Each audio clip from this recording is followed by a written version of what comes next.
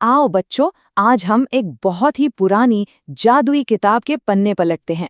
एक ऐसी किताब जिसमें दादी नानी के खजाने की सबसे कीमती कहानियां छुपी हैं। आज के इस जादुई सफर में हम एक ऐसी दुनिया में चलेंगे जहां जिंदगी के सबसे बड़े रहस्य दबे हैं। ये सिर्फ एक कहानी नहीं है, बल्कि जिंदगी को बहुत करीब से समझने का एक बेहद खूबसूरत तरीका है। तो तैयार हो? कहानी शुरू होती है एक बहुत ही भावुक मोड़ से। एक रोती हुई बेबस माँ की कल्पना करो। एक क्रूर राजकुमार ने ऐसी शर्त रख दी है कि जो भी उसके 7 रहस्यमयी सवालों का जवाब नहीं देगा, उसे हमेशा के लिए काल कोठरी में डाल दिया जाएगा। उस बेचारी माँ की बेटी का प्रेमी इसी खतरे में फंस गया है। ये कोई आम पहेलियां नहीं है बच्चों, ये तो सीधे जिंदगी और मौत का सवाल है। और ऐसे में किसी मामूली इंसान से तो काम चलने वाला नहीं था, किसी महान नायक की जरूरत थी। और तभी एंट्री होती है हमारे नायक हातिम ताई की। प्राचीन अरब का ये राजकुमार सिर्फ अपनी तलवारबाजी के लिए ही नहीं, बल्कि अपनी बहुत बड़ी दयालुता और गहरी समझ के लिए मशहूर था। जब वो इस रोती हुई बूढ़ी माँ को देखता है ना, तो बड़े प्यार से मुस्कुराता है, उसे तसल्ली देता है और उन खतरनाक सवालों के जवाब ढूंढने की कसम खा लेता है। और बस यहीं से शुरू होती है ये अद्भुत यात्रा। चलिए अब इस सफर में पहला कदम बढ़ाते हैं। हातिम एक बहुत ही घने जंगल में पहुंचता है, जहां पहला सवाल उसके सामने खड़ा था। दुनिया में सबसे अनमोल चीज क्या है? अब सोच में पड़ गया हातिम। क्या वो सोना है, जमीन है? इसी जवाब की तलाश में उसे जंगल में 2 बहुत ही अलग तरह के लोग दिखाई देते हैं। जरा गौर करना इस बात पर। एक तरफ तो एक बेचारा गरीब लकड़हारा है जो अपनी बीमार पत्नी की दवा के लिए दिन रात पसीना बहा रहा है, और दूसरी तरफ उसी जंगल के पार एक बहुत बड़ा राजा है। खजाना तो मोतियों से भरा है उसका, लेकिन वो अपने बीमार बेटे की जान बचाने में पूरी तरह असहाय है। दोनों ही इंसान बस एक ही चीज के लिए तड़प रहे हैं। और यहीं हातिम को पहला सबसे बड़ा सबक मिलता है। पहला जवाब है जिंदगी, जीवन। दुनिया भर की सारी दौलत मिलकर भी ना एक सांस नहीं खरीद सकती, और मौत को कभी नहीं टाल सकती। हातिम ने बड़े ध्यान से इस गहरे सच को अपने पास लिख लिया और फिर आगे बढ़ गया।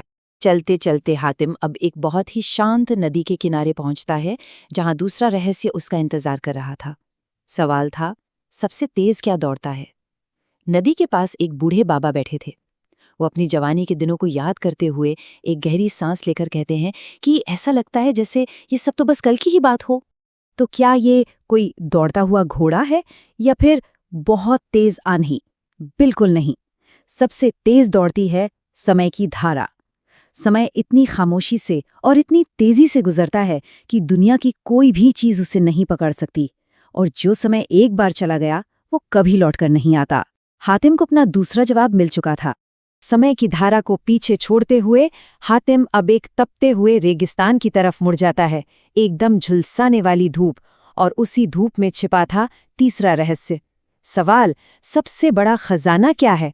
उस तपती रेत पर हातिम को 2 राहगीर दिखते हैं, जो एक दूसरे से एकदम अलग थे। अब यहाँ क्या दिलचस्प बात है वो देखो। एक अमीर व्यापारी है जिसके पास सोने चांदी की कोई कमी नहीं, फिर भी उसके माथे पर चिंता है, मन दुखी है।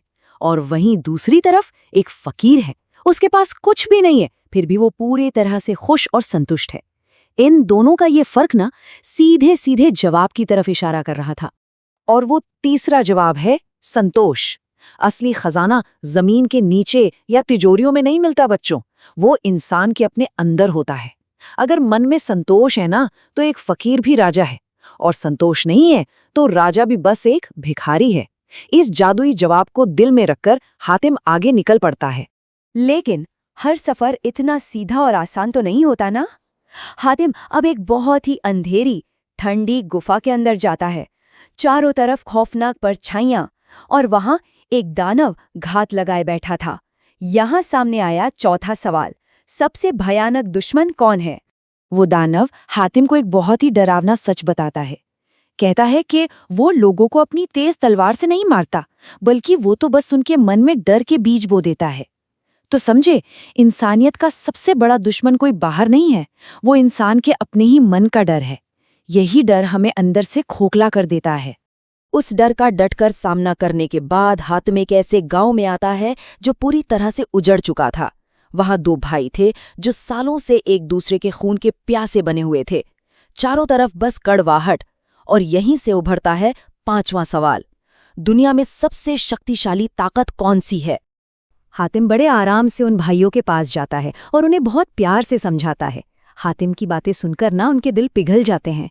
सालों से जो भाई लड़ रहे थे वो एक दूसरे के गले लगकर फूट फूट कर रोने लगते हैं। तो बच्चों, दुनिया की सबसे शक्तिशाली ताकत कोई हथियार नहीं बल्कि प्यार और क्षमा है। बस इस एक चीज ने पूरे गांव में फिर से खुशियां ला दी। अब ये सफर जाता है सीधे एक बर्फीले पहाड़ की चोटी पर। कड़ाके की ठंड। वहां एक बहुत पुराने साधु बाबा बैठे थे जो बड़े गर्व से बता रहे थे कि उन्होंने जिंदगी में हजारों महायुद्ध जीते हैं। यहीं मिला छठा सवाल, सबसे कठिन युद्ध कौन सा है? साधु बाबा ने एक बहुत ही गहरी बात कही।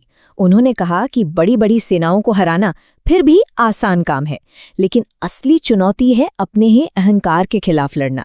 इंसान का अपना घमंड, ये जो मैं की भावना होती है ना, ये सबसे ज्यादा नुकसान पहुंचाती है और इसे जीतना ही दुनिया की सबसे बड़ी जीत है। महीनों तक चलते चलते हातिम आखिरकार एक बहुत ही खूबसूरत और शांत गांव में आ जाता है। वहां क्या मीठा सा सुकून था। हर कोई एक दूसरे की मदद कर रहा था, कोई भी इंसान भूखा या अकेला नहीं था। यहीं से निकला 7वां और आखिरी सवाल, वो कौन सी चीज है जिसे जितना बांटा जाए वो उतनी ही बढ़ती है? ये बहुत ही कमाल की बात है। आमतौर पर हम कोई चीज बांटते हैं तो वो कम हो जाती है, लेकिन ये एक जादुई गणित है। प्यार और ज्ञान, ये दो ऐसी चीजें हैं जिन्हें दूसरों के साथ जितना ज्यादा बांटोगे ये उतनी ही तेजी से बढ़ेंगी।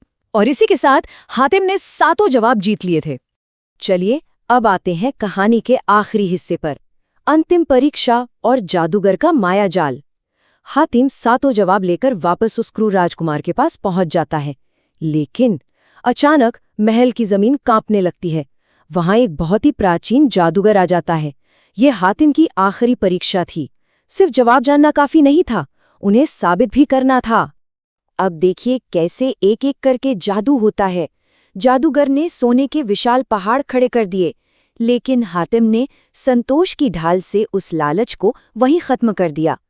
फिर जादूगर ने भयानक राक्षसों की फौज भेज दी, तो हातिम ने निडर होकर कहा, डर ही सबसे बड़ा दुश्मन है। और देखते ही देखते वो सारा का सारा मायाजाल पल भर में टूटकर बिखर गया। हातिम की उस सच्चाई के आगे जादूगर को घुटने टेकने पड़े। वो हार गया। राजकुमार ने भी अपनी हार मान ली। उस लड़की की जान बच गई और बड़ी खुशी खुशी उसकी शादी हो गई। पता है, पूरे राज्य में हातिम ताई की जय जयकार होने लगी और उसे ज्ञान और दया के सागर के रूप में पूजा जाने लगा। बुराई पर अच्छाई की ये जीत हमेशा के लिए अमर हो गई। तो बच्चों, इस पूरी कहानी का असली सार क्या था? ये सिर्फ एक राजकुमार की कहानी नहीं थी, बल्कि हमारी दादी नानी के खजाने से निकले 7 सुनहरे नियम हैं। जीवन सबसे अनमोल है, समय सबसे तेज है, संतोष सबसे बड़ी दौलत है, डर सबसे बड़ा दुश्मन है, प्यार सबसे बड़ी ताकत है, अहंकार से लड़ना सबसे मुश्किल है, और प्यार और ज्ञान बांटने से हमेशा बढ़ते हैं। इस कहानी को हमेशा अपने दिल में संभाल कर रखना। कहानी तो यहाँ खत्म होती है, लेकिन एक बहुत ही गहरा सवाल छोड़ जाती है।